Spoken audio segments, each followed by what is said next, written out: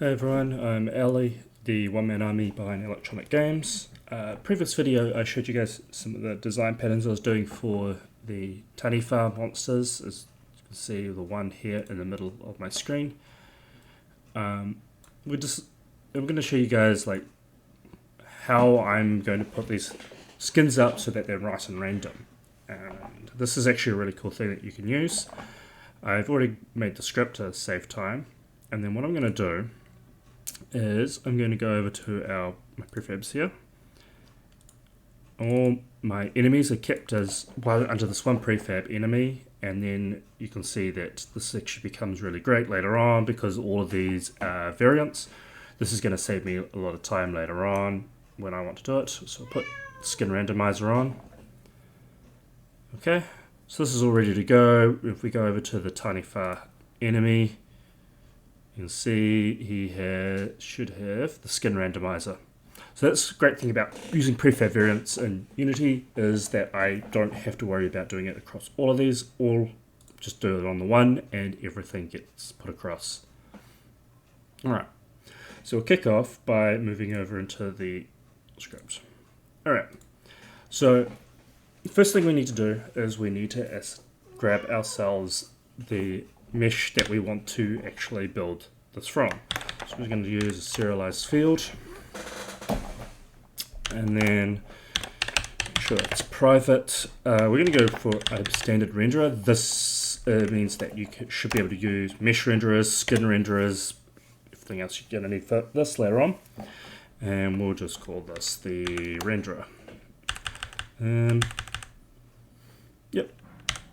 I like to just add on a nice little null here just to notify no, you cannot use this. We got those green squiggles for hides inherited member, so we're gonna have to rename this something. My renderer. Okay.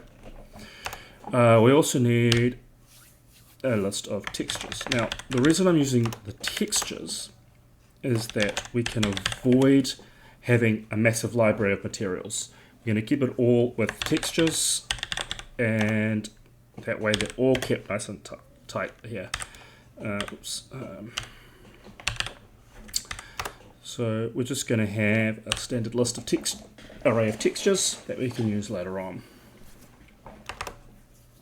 Next thing I want to do is I'm going to do this all on awake. The reason I'm doing this on awake is I want this done immediately as this is spawned. We're doing the randomization of the skins when they're spawned rather than being done at other times. This means that every time the enemy spawns, it will have a random skin, and thus it should look a little bit like there's an array of different types of enemies around. Hey, this is Ali from the future. Just a quick minor correction regarding the Skin Randomizer. Rather than putting it on awake, put it on enable. That way you won't have to destroy the object and recreate it every time to get the Skin Randomization to occur. Instead, you can just disable and re-enable either the Skin Randomizer or the entire game object itself. So we're going to use awake, and then in the awake we need to do a few things. So the first thing we need to do is we need to create a new material. Now, the reason that we need to create a new material is to avoid the idea that these are all being shared across, so that each enemy that spawns has its own material, meaning that we can edit that individual material for that individual enemy and it won't affect all the other enemies. So we're just going to go new material, and we just want to copy the my renderer dot material. So this will take the very first material element in the renderer. So if you've got maybe more than one material on your renderer, make sure, I would advise, if you're using this method, to put your main material that you're going to edit as your first material. You should do that anyway because that's the one that people are going to gravitate towards immediately. Secondary materials should be sort of put a bit lower down on the list. Okay, very, very simple. Next, we got the new material, and we want to set the texture. Now, to set texture, we need two things. First thing we need is we need to know which value we're putting the texture in, and we need to know the texture. Now, to keep things nice and neat, we're going to do create an integer, selected index, and this is very simple. It's going to be random dot range between 0 and textures length. So this will go select a random value from 0 to the number before the length. Thus we'll be able to pick an index that will be selected for which texture we want to use. Just completely random, don't care, nice and simple. So first is that we need some sort of string here. That's going to be the name. And then we need to know which texture value. Well, the texture value is easy. Textures, selected index. Awesome. Nice and simple there. But this is going to be the issue. What is the value that we're using here? Well, it depends on your the material shader to know what value you're going to put in.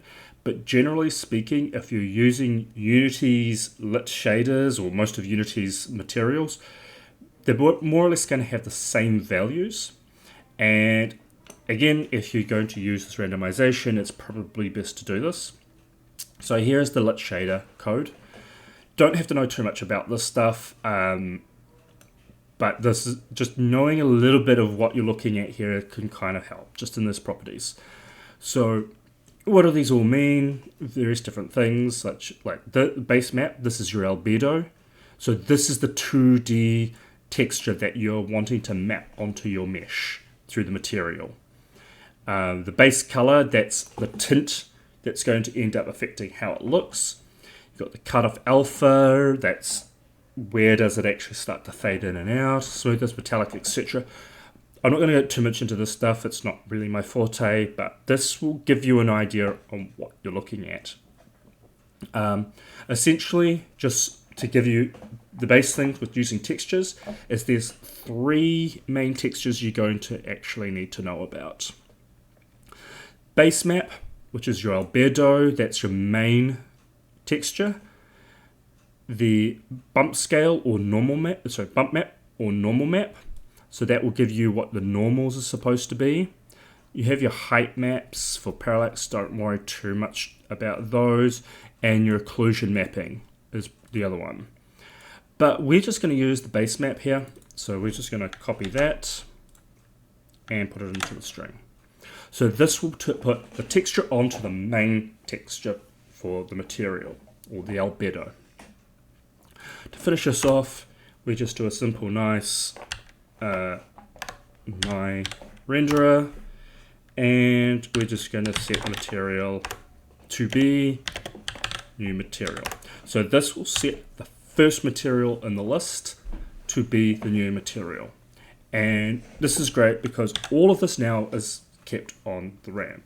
I have one material for all the taniwha and the texture and a lot of textures, and this will handle all of them for me. All the materials are now kept on the RAM. I'm keeping my game size smaller as we go. Alright, so let's now go across. We go back, so we're in the model scene. I've just added show you guys, here. Let's undo that. Skin Randomizer. So, what render do we want? We're going to go over to the Wereshark. So the Wereshark has a skinned mesh renderer. That's what we're going to put on. We're going to put this on there. And then what sort of textures do we want? So I've got my tiny, I'm accidentally spelling them incorrectly, but there's 1, and then 2, I won't bore you with doing too many. So we've got 3 textures there that we should be able to see. Every time we hit play, we should see this guy come up with a different skin on. So let's just make sure at the moment this is it's the default for the Were Shark. So if we play, you should come up with a brand new skin at the beginning. And there we go. You can see at the moment now he's got 1 set of tattoos on him. Okay, let's play this again. And make sure that this is actually picking random, and we can see that this is a different one. So we can see that they are picking random tattoos to put onto the skin. Awesome. I'm going to take this a bit further, and let's say I've got an array of different renderers, mesh renderers, skin renderers, whatever, that I want to do this to. And I want to do, there's going to be 2 different methods I'm going to show you. The first one is I'm going to show you is if you don't have Odin Serializer. I'm going to recommend that you get Odin Serializer, as it's going to reduce a lot of this work later on down the track. But we're going to do this without the Odin Serializer for now, and then I'm going to show you the Odin Serializer if you happen to have it. It's cheap. I really, really recommend it. They're not sponsoring this, so I would recommend you go get this. So first off, we're going to refactor. We're going to extract that and call this, let's see, good name, select and apply random skin. Okay. We can get all sorts of other things that we can add in what indexes we want later on. There's other reasons I want to do this, and I'm going to show you again later. If you've got the Odin Serializer, that's going to be really, it's going to show you a little bit more. Okay, so we got this here. Well, how do we go about doing this? Well, I'm going to create a new struct. No one really needs to know about the struct outside of this class, so we'll have it here, and then we'll call it skin data. Alright, so this needs to have public renderer, and we're going to call this renderer, and then we need to have a public texture array. Again, we want a nice array. We'll call it textures. I'm just going to comment this stuff out. Okay, if you're not using, you don't need to have this here, but I'm just commenting out because I'm going to want it later. So we got renderer textures. Cool. So this has now got a nice little struct here, and what we're going to do as we go serialize field, private list of skin data, and we call this skin datas. That'll do. Create a new list to do it. Okay, so this has got a nice list here. Our next trick is we're also going to have ourselves a private dictionary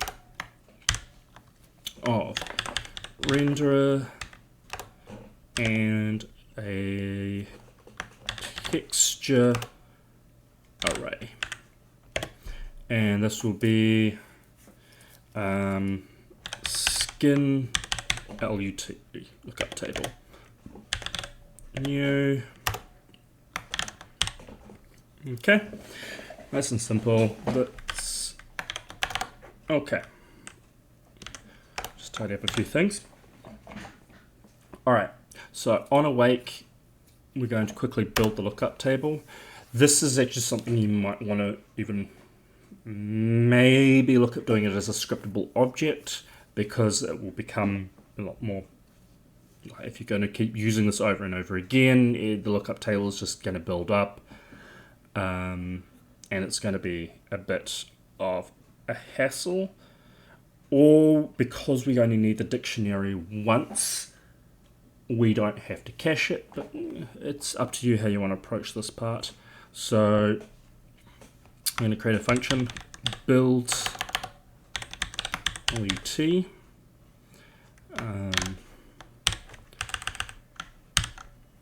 generate the function. Okay, so how are we going to build this LUT? Well, very simple. We're going to go skin LUT and hang on, sorry. We go, sorry, I'm stumping. For each skin data in skin datas, we're going to go skin LUT skin data dot renderer equals skin data dot textures. Awesome, nice and simple, builds up the lookup table for us. Now we want to be able to gather this information. So for select and apply random skin, we're going to go here. I'm going to expand this out so we can go for each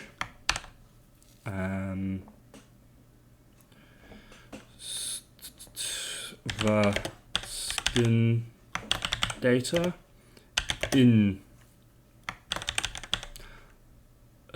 skin datas. We want to select and apply skin data dot renderer. So this is what we want to do.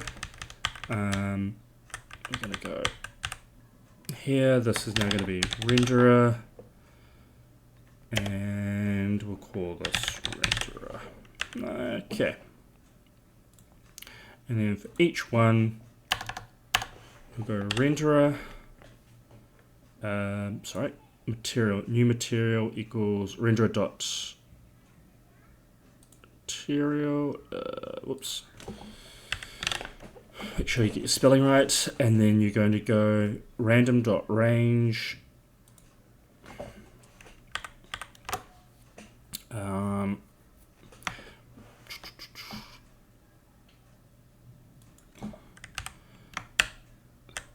Okay, this is going to go skin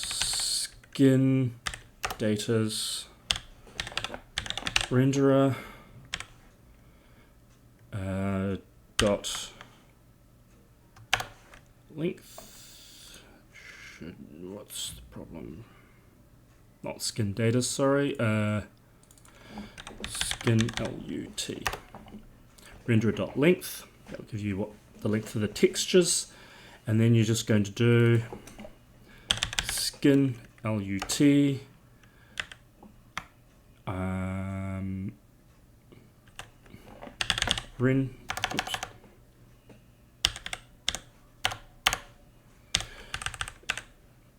renderer selected index, and then this is just going to be renderer.material. Okay, let's see if this works. So we've still got everything. Okay, all right. Okay, what's going on? Something I forgot. Make sure you put at the top of the struct serializable. I have probably spelled that wrong. Using system.serializable. Okay. So now this should all be ready to go. And okay, so now we've got the issue that we don't know which random we're using. Very simple, using the Unity engine. Got random. Okay, hopefully that covers all issues.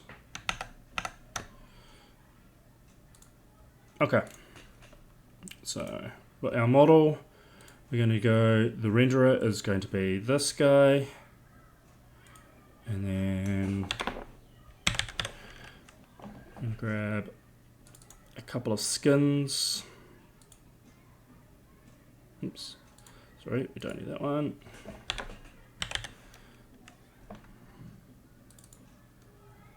And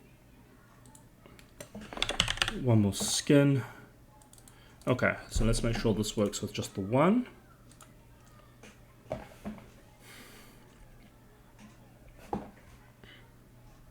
And what do you know? We got this. It does the same thing. Let's play again. Make sure we get some sort of randomization. Yep. Looks like we're getting some good randomization going on there. And just to show what I mean by what you can do is this now allows you to add in, oh, I happen to have another renderer. Cool, I just added it nice and simply. I mean, let's say it's the seaweed skirt, and I got some textures. I don't know. We're just going to throw in some random textures. Okay, and just to show, it should be doing it for each of them. And you can sort of see the seaweed skirt's changed its color scheme as well. Okay. Now, for those of you who took my advice and got yourself Odin, here's going to be some really cool way of sorting this out really quickly, really easily. We need to change this to a serialized mono behavior. I think it's called. Odin will probably correct us if we need to. There we go. Okay, nice Odin inspector. Now we can get rid of the struct. Oops. Essentially, actually, we can get rid of all of this. And this is now, hang on, it's now an Odin serialize. I probably got it slightly wrong. Oh, okay, Odin serialization. Okay, so this should now be an Odin serialized field. We're just going to I'm just going to quickly comment out the rest of the stuff now, because I want to actually, we're going to end up fixing all this. I want to show you why this is so effective. We don't need the lookup table anymore. Okay, this is probably going to end up changing, but right now let's take a look and see what I mean with the Odin serialization. So now you can see with the Odin serialization, I have immediate access to what I want. I want the renderer, and then I want to add in my skins.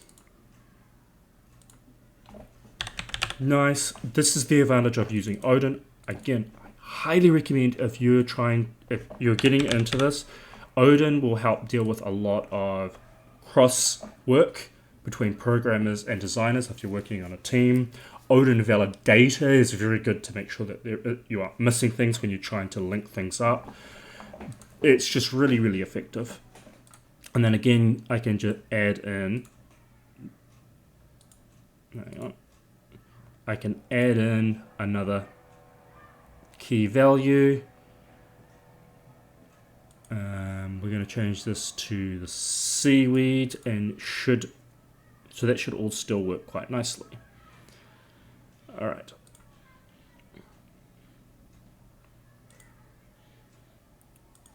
looks like you've...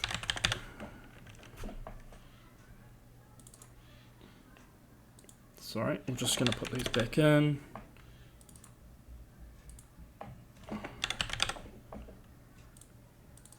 Okay, so this is all set up, ready to go. Let's actually go back into the code. Right, so here we're just going to go through each key in the renderer. So for each renderer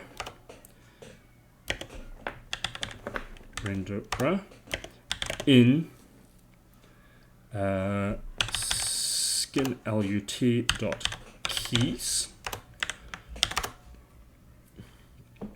So this is all good. I'm going to call select, apply a random skin, and pass in renderer. None of this down here has changed. It's all exactly the same. I'm going to hopefully show you guys another cool thing behind Odin. This is actually another thing we need to sort of figure out here. The texture. I'm just going to add in something here at the top.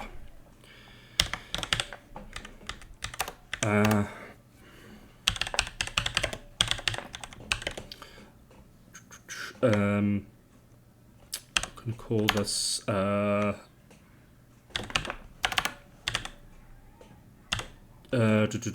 texture map input. Sorry, I am trying to think of a good name here, but okay. And then, so this means that should something be different on my if you're using the standard Unity materials, it shouldn't be a problem. Later on, if you're going to expand this, you might need to add in some more information about certain things.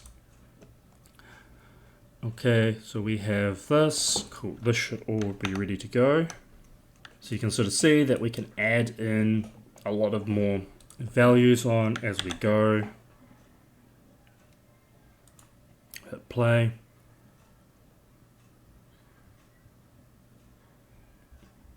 And there we go. And again, just to show you that I can actually add in.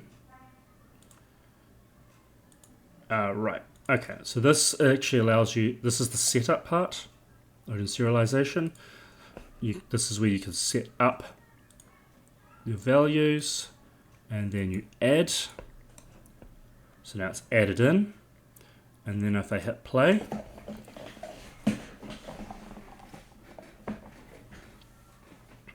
both skins have been edited. So that's a really cool thing. I recommend Odin for doing this sort of stuff. It's really, really effective at dealing with these complicated things. One more thing, just to show you how good Odin is. We can add in a button, and we are going to put in here, call it Gen 8. So yep, here we go, we've got the button generate. Okay, so if I hit play, and this is what's cool, I need to, okay, I don't want that skin. I know which renderer needs to be changed, and it should, each time I hit invoke, change. You can use that button method on anything. You don't have to have inputs, so it's really, really effective. Alright, so hopefully I'll be able to show you how I've done the same sort of method in Unreal. Okay, so the reason I'm just doing this in Unreal is just to give those who are more using Unreal rather than Unity an idea of how I approach this. It's probably not the most elegant solution, as I'm not as familiar with Unreal. So if you've looked at the Unity and you know where you can do it, same thing in Unreal with C++, I would please let me know. so that I can update these videos and make sure that I want to give you guys the best methods possible how to approach these. So at the moment I've got this cube here. If Unreal will let me select it. Okay. And then on the cube I have the Skin Randomizer component. Very simple, just I'm going to do this all in C++, just because this makes a lot more sense. It means that I can put it onto any blueprint very, very quickly and easily, and it also means that I don't have to worry about remaking it every single time. There are other aspects about this that are going to make it a little bit harder to use, such as if you've got multiple static meshes, it's not going to be as friendly. So let's go over to code. So just got the two files here, the .h and the .cpp. The .h, we're going to have a private section, and here we just go u property. We want this to be edit anywhere,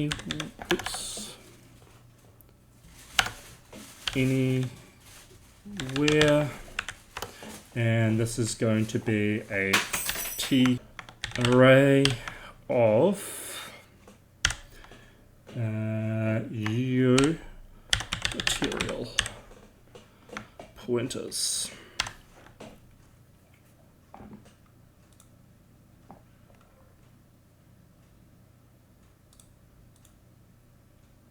Okay, sorry, look at a bit of lag going on. Okay, and we're going to call this materials. Now, this is where kind of not a little bit happy with how Unreal's approaching this. It's because what happens is that now I've got to have a whole set of materials. Again, if you know how to manipulate materials and stuff, please don't be afraid to come and contact me and let me know. I want to update this. I want to make sure these things are spot on with the most efficient means of doing this, both time-wise, memory-wise, etc. Okay, so we just want an array of materials. So if we do that, we should then go Shift 11. We'll go into the BPQ blueprint, where I've got this. Click on Skin Randomizer. And here you can see that there is material array element. Let's add a couple of arrays. Just going to add some random. And we'll add in one more material. There we go. So I got 3 different materials added there. At the moment, obviously, it's not going to do anything. So let's compile, save. Go back to Visual Studio Code. So now I'm in the CPP file. And now we're going to do the work on actually making this, pick a random material and apply it to the mesh. So first off, we want to grab access to our actor. So just get owner. And then we want to go u static mesh component. We're going to call this mesh. This you'll probably need this here, the static mesh, to include static mesh.h. So we go to the actor and get component by class, use static mesh component. So this will pick up, so if we go take a look at the details here, you can see here it's not actually getting the full information. Essentially this will just pick up the first static mesh component. So this method is kind of only good for dealing with single meshes. Again, if you've got a way of putting meshes onto the editor to know which ones we actually want to work with. That'd be much better, but otherwise you'd have to do this in the blueprint editor, and this just becomes frustrating later on when you have to keep doing it over and over again. Other options is, and then we can have a look at some other quick little things to make this a little bit easier. I want to go int 32 selected index, and we're just using the Kismet library, random integer from 0 to materials.num. Right. And this what's the problem to a few arguments in function call. Sorry, random integer in range. That's what I was supposed to grab. Yep, there we go. And then after that, we just go mesh set material at index 0, materials selected index. Very simple, very easy. Now we can go make sure this works. Everything is coded and it seems to be working. Let's see if this works. So we see with the cube here, so there's material in it. Here are 3 materials that we want, hoping the Skin Randomizer will switch to. So if we hit play, then we can see that the material's been changed. And just to make sure that it does actually pick random, here we go, another material selected.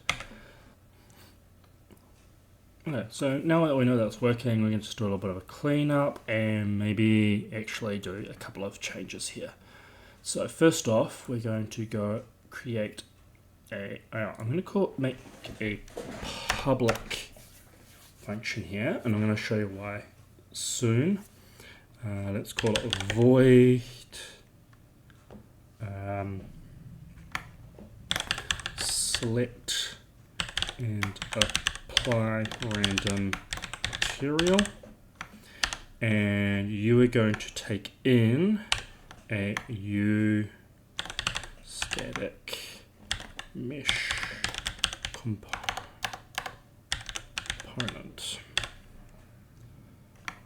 Right, call it mesh. Alright. Not adding anything like const on here because we are going to make changes. No, because we're not actually making any changes here, we can do const. We're not making any changes to the variables inside the thing. And then basically, I'm just going to copy this.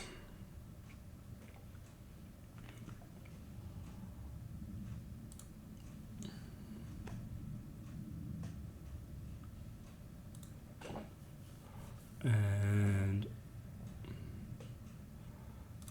that's it down here.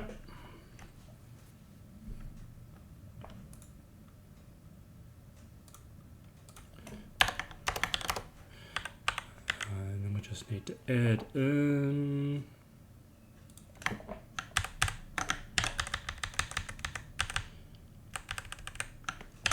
okay. So now we've got this function. We want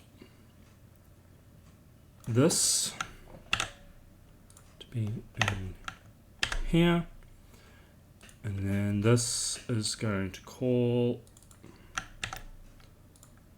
this guy and pass in mesh. Okay. Okay, and we're back to here. Go to the Skin Randomizer, we have the material set, and if we hit play, you'll see that it is Randomize. Hang on. So it's hit that twice. That's kind of good because that definitely shows it as being random. So you can sort of see, yep, we're getting random values. Okay, so just one last thing for the Unreal side of things. This is just to make it a little bit easier to do. You can see here in the CPP, we've removed, it's just blank now. Let's go to Skin Randomizer. We've added U function, blueprint callable. After compiling, go back here. We go to the blueprint of the cube. We grab the Skin Randomizer. We call the function, select the cube mesh, connected it up. And this is unfortunately one of the things is that you'll probably have to do this for every single blueprint. But if I added in, let's add another mesh.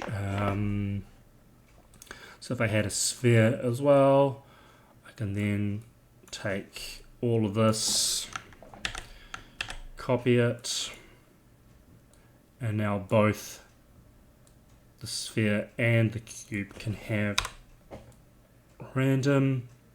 It makes it a lot easier now, so both of these can now be randomized. Compile, go to the viewport. I just want to make sure that the sphere, let's lift them up a bit so you can see him. Okay. Compile and save, and if we go to third person map, we can see them there. And if we hit play, both have a randomized material. Sometimes they could end up with the same material, but most of the time they should end up with a different material. Completely random. Okay, so that's the Unreal side of things. If you've got a bit better means of approaching it, such as using the text, changing the texture of the material, please get in touch with me and let me know. Much appreciated. If you like this kind of content, please subscribe and go to my locals page, and you'll be able to description down below. That way, if you are a member, you'll receive this content a bit earlier, as well as supporting me in producing more of this content, and mostly to help you guys out and seeing some of the cool stuff that you can actually do. All right, cheers, guys. Catch you later.